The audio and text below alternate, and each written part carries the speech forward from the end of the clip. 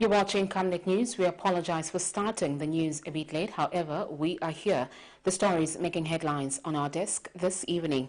Government considering opening the import market of meal and maize. U.S. injects more than 16 million United States dollars into the Zambian economy for the fight against corruption. CHILUFYA TAYALI warned against absconding court sessions. In international news, rebels in Eastern Democratic Republic of Congo still hold strategic positions. And in sports news, Copper Queens intensify training ahead of next month's international friendlies. For immediate coverage of any breaking or latest news in Zambia and around the world on Camnet television, call the numbers on your screen.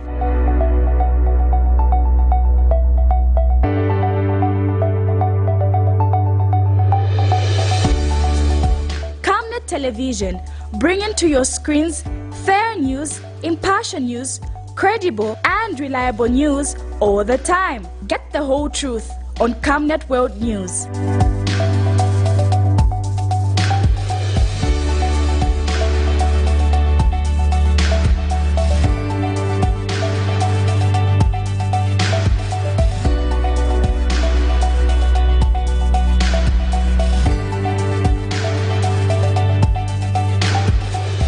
Camnet television, not just another channel. The news in detail.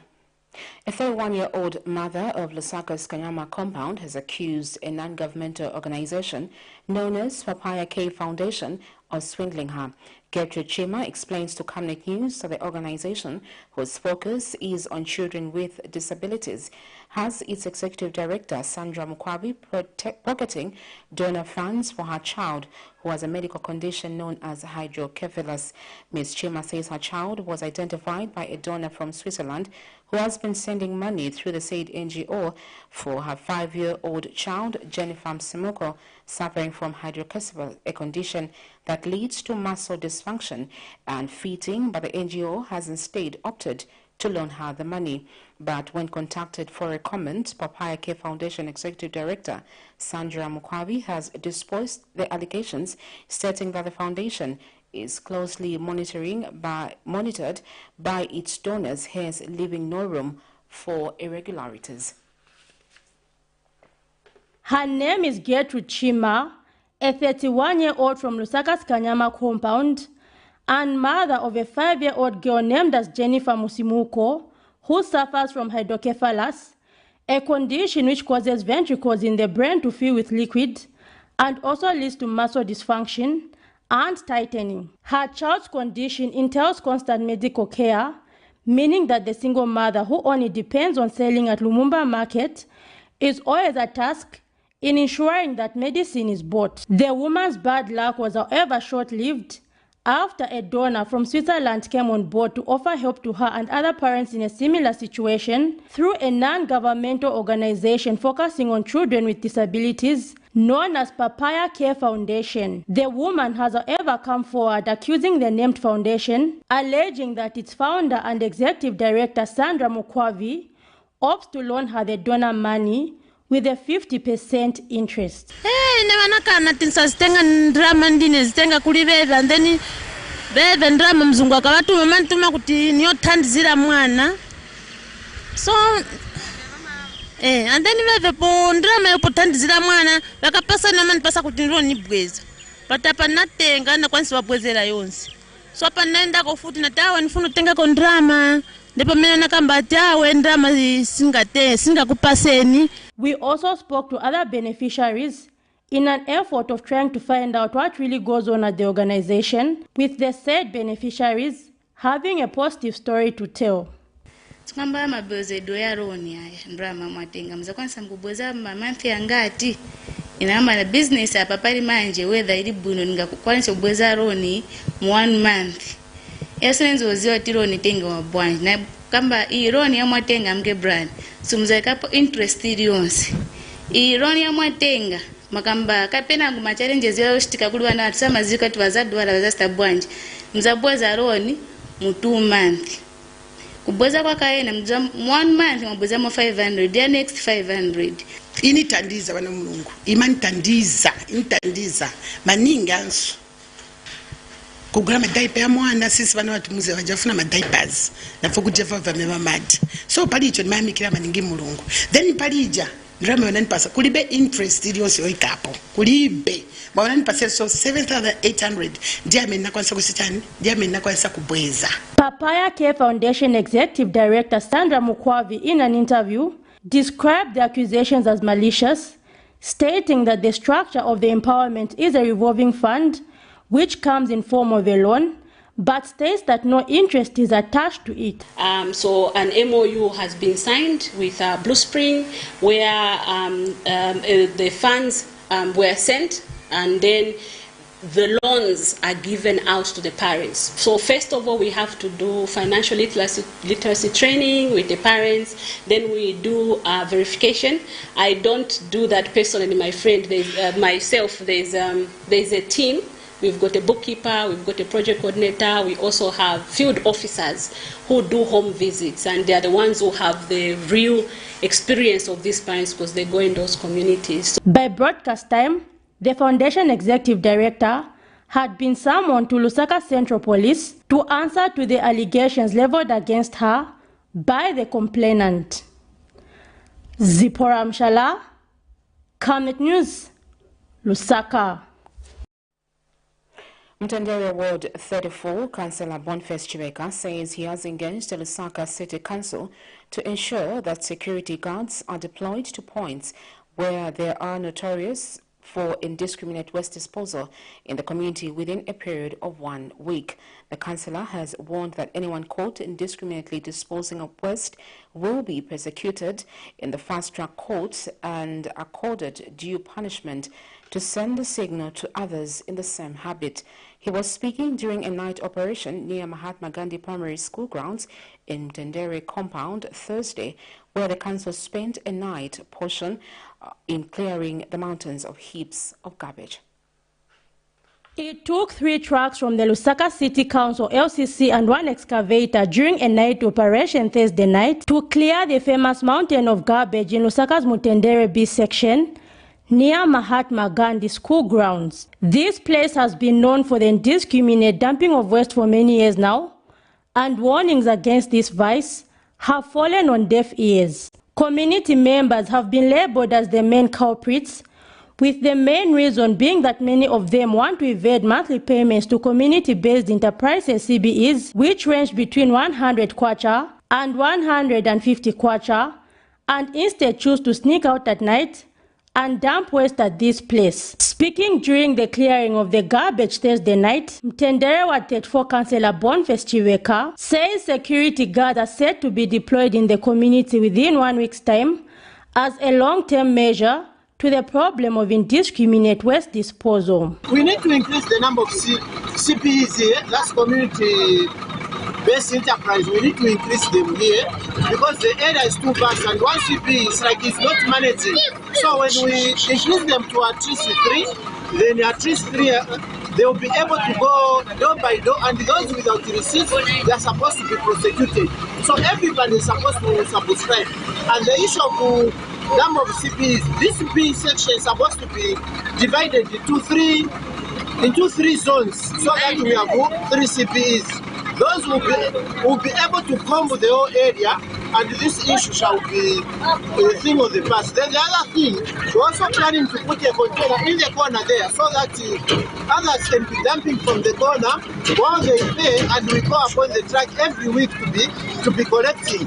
And the other thing, we also need to bring in some security who will be arresting those people who will be bringing the garbage here. That's what we are trying to do. Concerned community members have also added their voice over this development.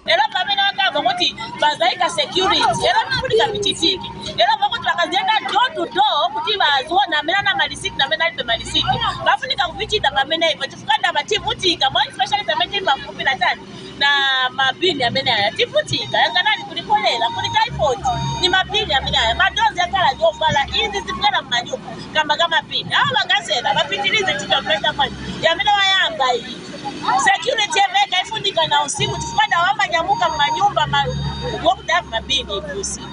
It is hoped that the deploying of security guards around the community will end the problem of indiscriminate waste disposal as well as the various health hazards that come as a result of this. Zipporah Mshala, Camnet News, Lusaka. Agriculture Minister Mtolo Perry says government may consider opening up borders for the importation of maize and mealie meal, considering the rate at which mealie meal is being illegally leaving the country. Addressing the media in Lusaka Friday, Mr. Perry says government is suspicious that some millers have been illegally exporting maize in raw form and mealie meal. The minister says the imported mealie meal will be duty-free and will have to compete with local mealie meal, which will negatively affect local businesses. He has since warned that anyone who will be found illegally importing maize will lose their commodity and be sent to prison. The continued shortage and hiked prices of Zambia's staple food maize and mealie meal in some parts of the country has worried government, who has now warned that if the situation is not controlled, government will be left with no choice but to open up borders to allow for the importation of maize and mealie meal to border areas so as to curtail the shortage of the commodity. Minister of Agriculture Ruben Piri made these revelations at a press briefing in Lusaka Friday. At the rate our mealie meal is going out in the border areas, it is beginning to threaten our food security. And we are saying if this continues, we will open the borders, we will give import permits so that mealie meal comes from elsewhere.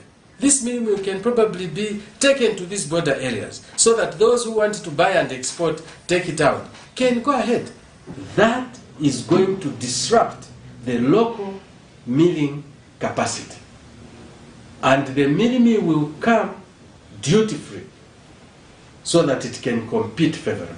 The minister also says government is suspicious that some millers who have been receiving maize from the Food Reserve Agency may be illegally exporting the maize in raw form or exporting mealie meal, causing the artificial shortage of the commodity on the market. At the rate we have been releasing maize with a fixed price which has not changed from the time we started first releasing the maize price has remained at 200 kwacha a bag, which is 4,000 kwacha a metric ton. At that price, we do not see any reason why there should be a huge price movement in the mealie meal prices, because we have maintained the major input constant. It is very clear from what is obtaining that the maize that FRA has been releasing on the market has found itself exported either in raw form or as mealie meal. The minister has since sent a strong warning to would-be offenders that they will lose their commodity if found and will be sent to jail. You cannot have a soldier or a policeman placed everywhere to stop it. We are appealing to the conscience of Zambians. Don't sell your food, because we cannot feed the region. Meanwhile, the minister has assured that the country is food secure and says it has over 500,000 metric tons of maize, which is enough to feed only the country and not the region, hence appealing to members of the community to be each other's keeper by ensuring that there is no illegal exporting of maize. Prudence Chota, reporting for Camnet TV News. The United States of America has placed more than 16 million United States dollars towards fighting corruption in Zambia. Speaking at State House Friday afternoon, USA Vice President Kamala Harris says democracy and good governance around the globe is a priority to the United States, and it will stand with those who are fighting corruption. Ms. Harris has also assured the U.S. commitment to assist Zambia in its state restructuring program. And Republican President Hakainde Hichilema has reaffirmed the government's commitment in upholding the principles of good governance and the fight against corruption. Meanwhile, Mr. Hichilema says Zambia values the bilateral relations it shares with the United States of America.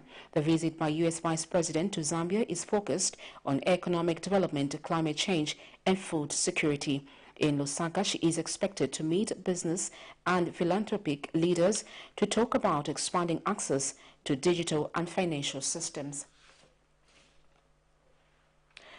The Energy Regulation Board has adjusted downwards the fuel pump prices for petrol from 28.52 ngwe to 27.59 ngwe, representing a reduction of 0.9% per litre, and the price of low sulfur diesel from 29.25 to 26.28, representing a reduction of 10.15% per litre, while kerosene and jet fuel have remained unchanged. Speaking during a press briefing, ERB Board Chairperson Reynolds Bowa states that the reduction has been partly attributed to the kwacha, which was trading at 19 kwacha 40 ngwe during the exchange period. He has also noted that the conversion of Tazama pipeline from a carrier to crude oil to a carrier of finished low sulfur, which was concluded on the 20th of March 2023, will also lead to a significant reduction on the prices of fuel. He has further revealed that a part of relatively cheaper diesel is now available from the pipeline from the consumption in Zambia.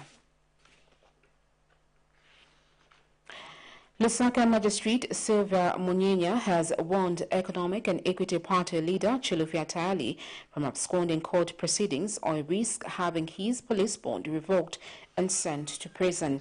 This was after his defense counsel made an application to have the matter adjourned on grounds that Mr. TAYALI is attending to an emergency and was unable to make it before court. This is in a matter in which Mr. TAYALI accused Chief Mukuni of being the brainchild behind the gassing crimes and that characterized the country in 2019 for the purpose of getting the President Hakainde Hichilema out of prison. Controversial opposition politician CHILUFYA TAYALI risks being reprimanded if he continues to abscond from court session. The Lusaka Magistrate Court was not pleased Friday morning that Mr. TAYALI absconded from court without sending his sureties to explain his absence. This morning, the leader of the Economic and Equity Party was scheduled to appear before Magistrate Sylvia Munyinya for his plea in a case he's accused of issuing a harassing statement on his Facebook page against a senior traditional chief. Earlier, the prosecution made an apology to the court why they failed to appear before it yesterday and to call for the accused matter. This came after the court refused to entertain the state's application to issue a bench warrant against Mr. TAYALI on a matter that was only brought before court yesterday.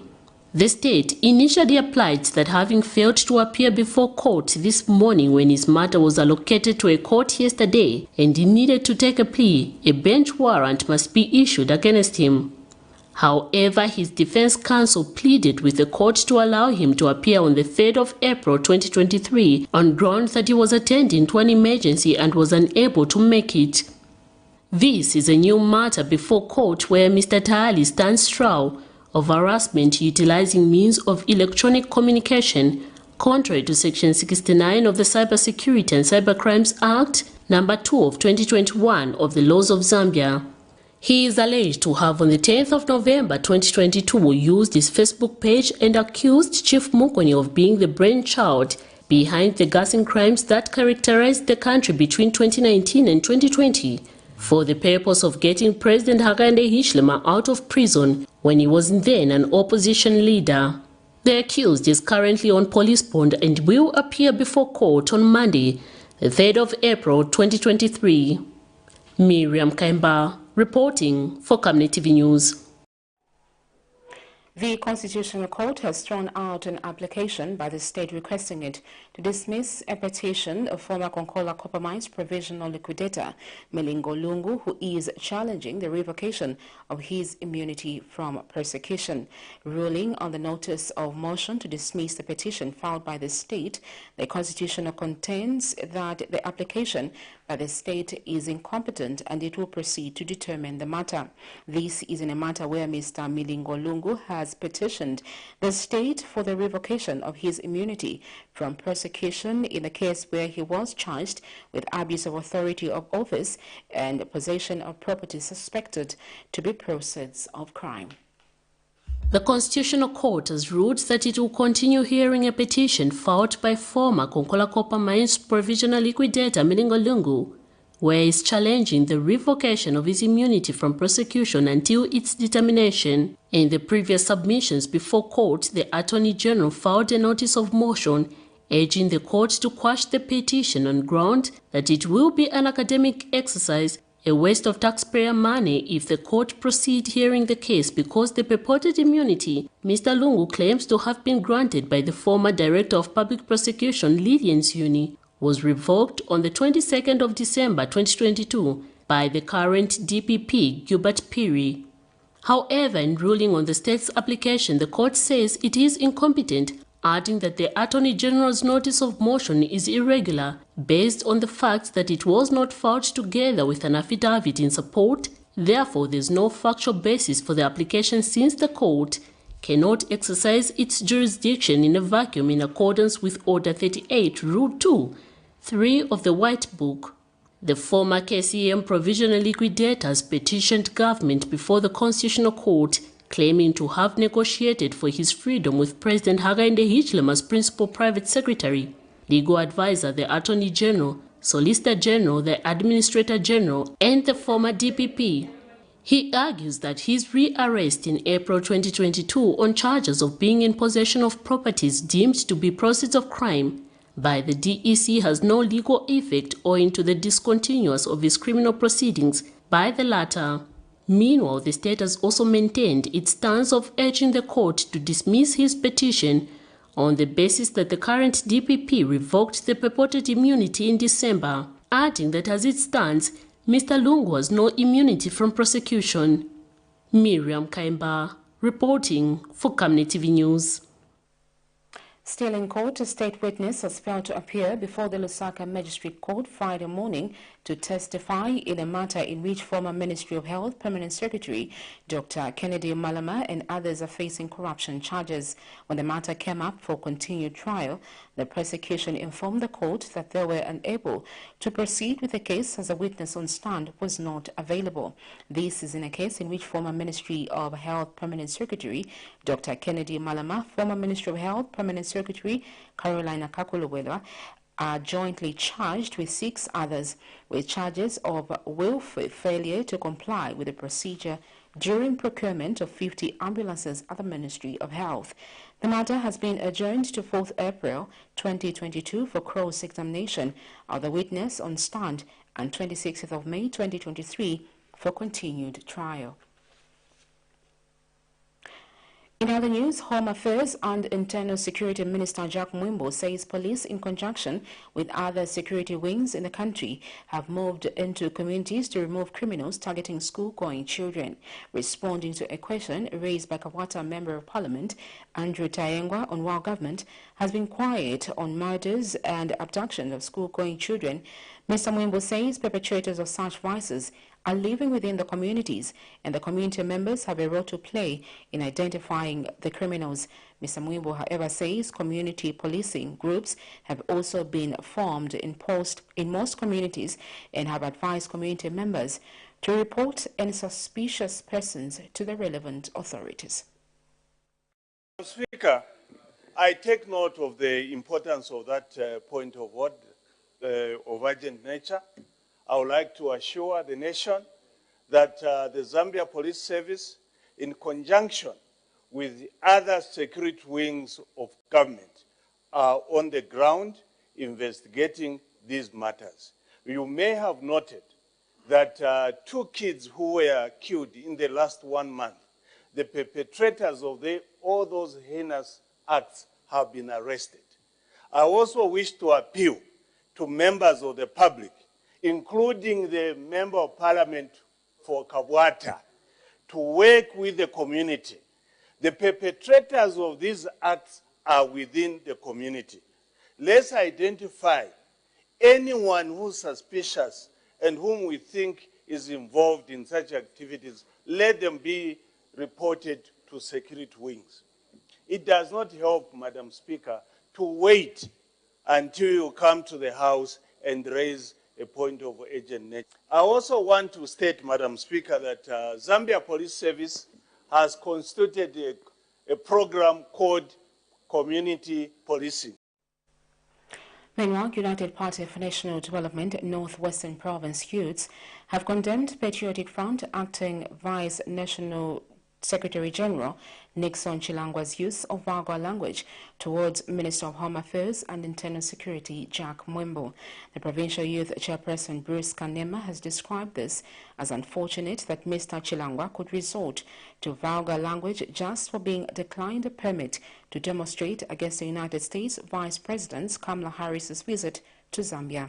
Addressing the media Friday, Mr. Kanema says the opposition Patriotic Front leader was out of order to use inappropriate language against Mr. Mwembo, adding that leaders must be civil when addressing issues if they feel aggrieved. And Mr. Kanema has further added that people should not take advantage of the freedoms and liberties set by the good leadership of President Hakainde Hichilema. He says liberties and freedoms must be used to give checks and balances whenever necessary. Honorable Chilangwa was out of his mind to call the minister or to refer to the minister as an idiot. It is actually on today's, it is across the headlines today where Honorable Chilangwa is calling Honorable Jack Mwembo, the Minister of Home Affairs and Internal Security, as an idiot. This is so unacceptable, and as leaders, I think we might be mindful of the words that we use in public or even in private, because it is not very long when Honorable Chilangwa was a minister and Honorable Kampiongo was a Minister of Home Affairs. We saw the brutality of the police and the cadres combining themselves to beat whoever could protest for any good cause here in this country. For instance, ourselves, even myself in Northwestern Province, I was brutalized by PF. We just wanted to peacefully demonstrate against the issue of Bill 10. We were scampered in the bush and we went to demonstrate in the bush, fearing the police and the PF cadres. They were hunting for us like criminals, like rebels, just because we wanted to peacefully demonstrate. You're watching Camnet News. We take our first set of commercials. When we return, have more interesting stories. Stay with us. Your skin is the biggest muscle in your body. That's why we make sure that Oracle is #1 when it comes to taking care of your precious skin. Oracle Pure Petroleum Jelly and Glycerin soothes, moisturizes and keeps your skin perfect. Oracle Pure Petroleum products for that perfect skin. In our quest to save nations and develop Africa, Savenda is investing in the agriculture sector so as to produce supply for both local and international markets, housing over 12,000 pullets that are nurtured and fed with our locally made stock feed that comes from our own locally grown maize and soya beans, all processed from our recently installed milling and mixing plant. Our over 95,000 layers have an output capacity of over 1,500 trays of fresh eggs per day that are carefully selected and packaged for all the leading stores and supermarkets nationwide. Our greenhouses are fitted with the latest irrigation system, and the seedlings are nurtured to ensure only healthy plants reach the fields. With our deliberate planting schedule, we are better placed to supply constantly without interruption, thus reliable. Savenda Farms is also changing lives of its dedicated workforce drawn from the local community and beyond. So the next time you think fresh and green, think Savenda Farms.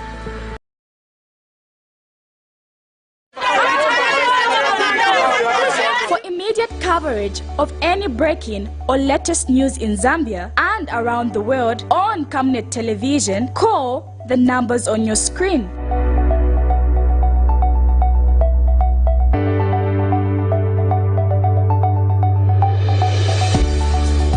Camnet Television, bringing to your screens fair news, impartial news, credible and reliable news all the time. Get the whole truth on Camnet World News.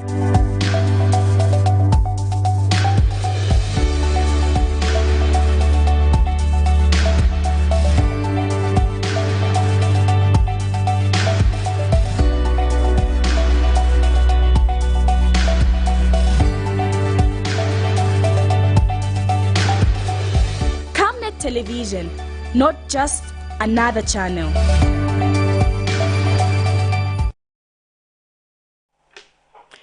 Welcome back. Thank you for staying on. The Hemophilia Foundation of Zambia says a lot of people are ignorant about hemophilia, a bleeding disorder in which blood does not clot properly. HFZ chairperson Charity Piketty said that a lot of children have this condition, and yet only 250 patients have been captured in the HFZ register.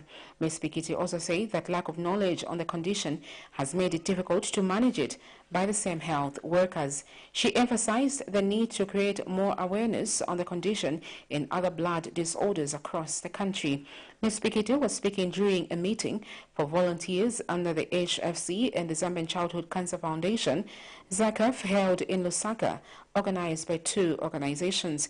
She, however, said that the foundation is engaging various stakeholders in creating awareness. When it comes to hemophilia, where we get the support from the World Federation of Hemophilia, with the treatment, the clotting factors, we have a challenge because of lack of awareness. In Zambia, with a population of about 18 million people, we should have about 1,800 people living with hemophilia. But our register only has close to 250. We are still actually very below. Our target is to raise awareness with the support and the commitment from all of you. We are going to get these invisible sufferers and we are going to make them visible. I think that is the most important thing that should be a takeaway from here. And also, we are looking at how we are going to maintain the organization.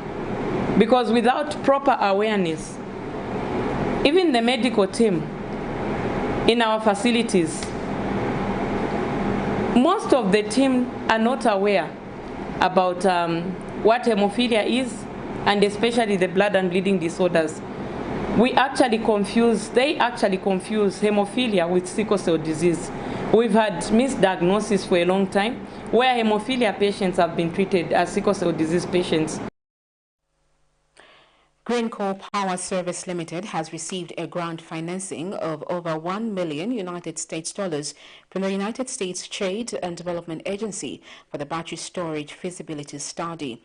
USTD Director Enoch Obeng says as Zambia's demand for electricity continues to increase, investing in renewable energy technologies such as battery storage system is crucial to achieving the government's target of expanding the country's power generation capacity while minimizing the environmental impact of energy generation. Meanwhile, Greencore Head of Development, Wezi Gondwe, says a feasibility study is key at ensuring Zambia has the right product spilled correctly to answer the need that Zambia is faced with in the energy sector. Very proud and pleased to have provided this grant of just over $1 million to Greenco to look at the feasibility of doing a utility scale battery storage system here. And it will be a project that will have great impact once implemented. Just to explain why we are providing this grant, the U.S. Trade and Development Agency provides grant-based technical feasibility study and pilot project assistance to be able to make sure that we support the development of the highest quality of infrastructure, and we bring U.S. technologies, innovation, solutions to the projects that we support. Generate, or when we implement a renewable energy generation project with our partners in the Elute, in Sesheke Western Province, the specification and how the battery then enables us to safely inject power into the grid, as well as time shift that generation to meet different required profiles in the market. All of that is going to be in scope of the feasibility study. The grant is the culmination of a lot of work already that has happened behind. We take another break. Still to come is sports and international news. Stay with us.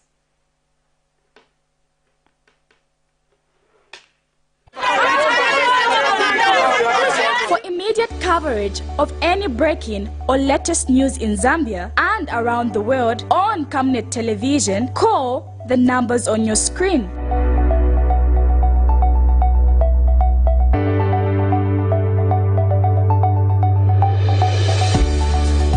Camnet television, bringing to your screens fair news, impartial news, credible and reliable news all the time. Get the whole truth on Camnet World News.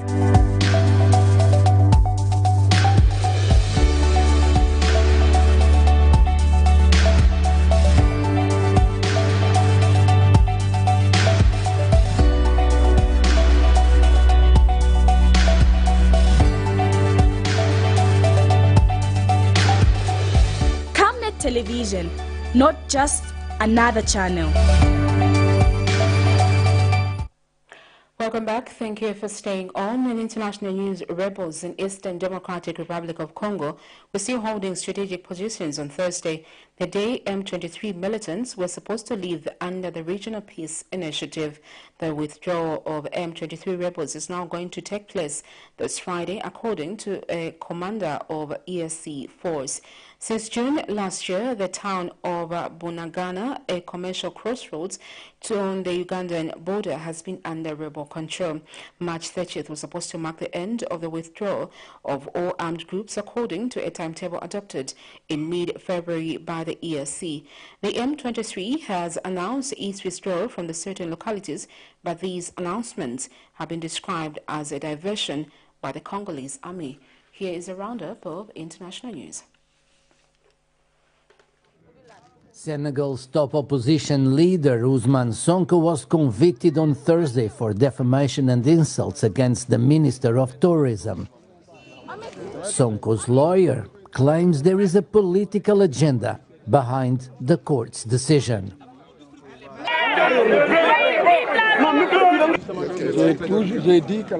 I have said that politics is in the courthouse and that it is losing its rights and its understanding.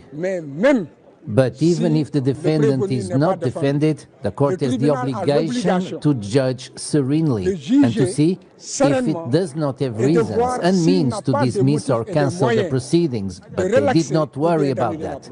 In fact, it is a political agenda. The defendant's lawyer was happy with the court's verdict.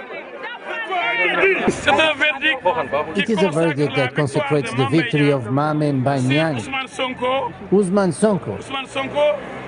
Ousmane Sonko fled the debate today. Behaved like a patron because he has no elements. He has no arguments, he has no evidence to provide to the court. Sonko supporters see the charges against him as the latest attempt to cut short his political career, including his likely presidential candidacy in 2024. Rebels in eastern DRC were still holding strategic positions on Thursday, the day M23 militants were supposed to leave under a regional peace initiative. The withdrawal of M23 rebels is now going to take place this Friday, according to the commander of the East Africa Community Force. Askari wa East Africa Regional Force kutoka nchi ya Uganda. From Friday, Ugandan soldiers from the East African Regional Force will enter Bunagana and deploy to Kiwanja, and this is part of the schedule that has been decided. We have agreed that their first mission is to ensure the security of our population. And we ask all humanitarian organizations to be able to deploy in all areas to help this population.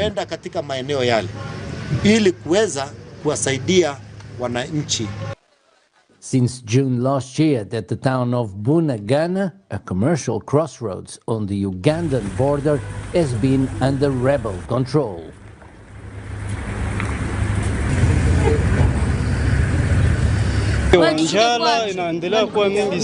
Customs are still closed and famine is getting much worse. Nothing works like it used to here. It's good that these Ugandan soldiers are coming in, but we would like the Congolese government and the M23 to hold talks so that a solution can be found.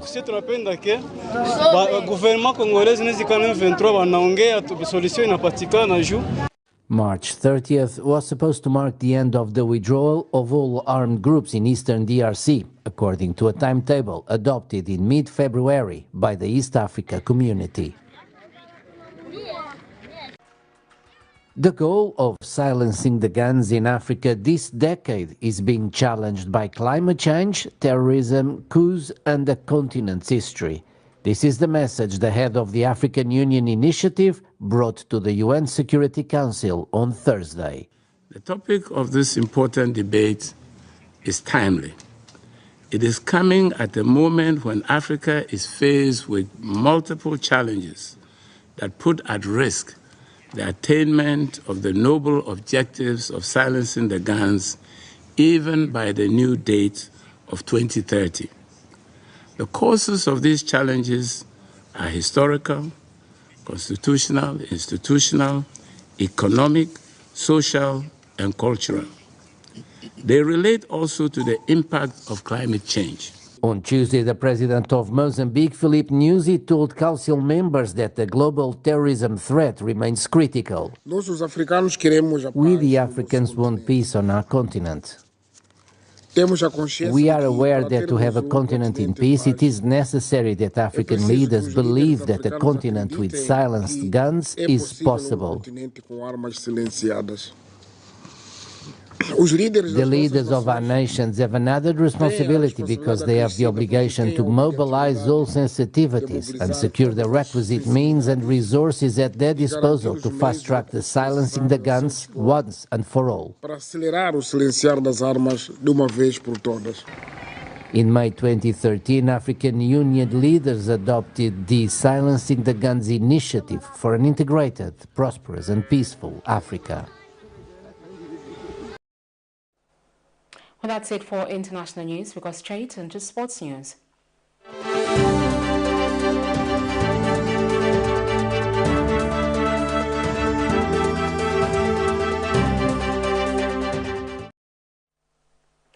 Zambia's women national team coach Bruce Mwabi has been putting his local players through their paces in training ahead of next month's international friendlies against South Korea.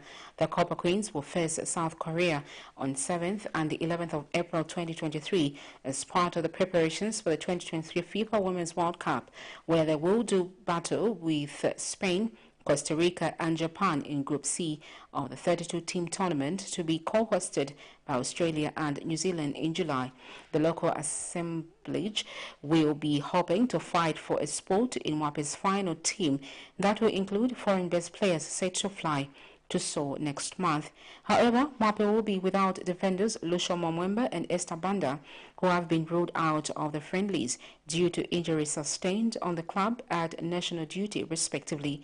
The duo will be out of action for 6 weeks, and FAR's media team brings some photos of the training, as you have seen.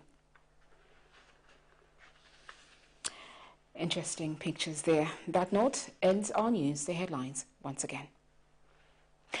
Government is considering opening the import market of meal and maize. U.S. injects more than 16 million United States dollars into the Zambian economy for the fight against corruption. CHILUFYA TAYALI warned against absconding court sessions. In international news, rebels in Eastern Democratic Republic of Congo still holds strategic positions. In sports, Copper Queens intensify training ahead of next month's international friendlies. We'll look at the Camnet verse of the day. This coming from John 13, verse 13 to 15, and it reads, "You call me teacher and Lord, and rightly so, for that is what I am. Now that I, your Lord and teacher, have washed your feet, you also should wash one another's feet. I have set to you an example that you should do as I have done for you." Thank you so much for watching Camnet TV. My name is Sharon Kalimbula. Good night.